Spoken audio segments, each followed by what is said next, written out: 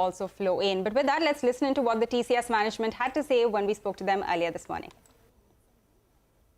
This time around, if the weakness starts, it's likely to come in from the manufacturing side.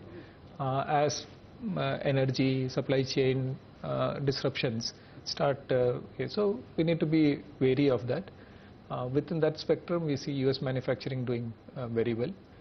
We see some amount of caution on the European manufacturing side, and that bears watching as to how that plays out.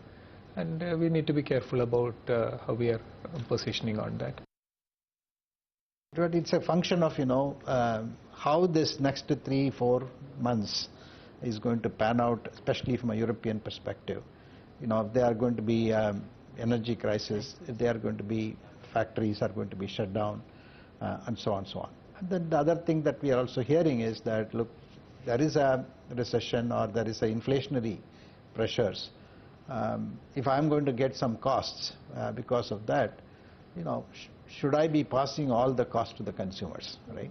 Some of them feel, no, they have an obligation, a societal responsibility not to pass on all the costs.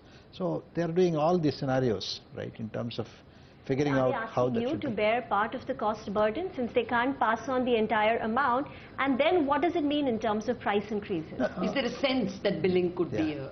No such discussions have taken place. But then, our model is always to be with the client, closer to them, react to situations, be with them in good times and bad times. Make sure that the overall long-term relationship is taken forward in the right direction. If it means that we have to give in to some of their requests, we will give in. Currency is not in our hand. We expect it and we built it into our model, but we'll take it as it comes. Even if it goes on a appreciating trajectory, we'll have to build it into our margin. Okay. And our 25 intent is irrespective of where rupee goes.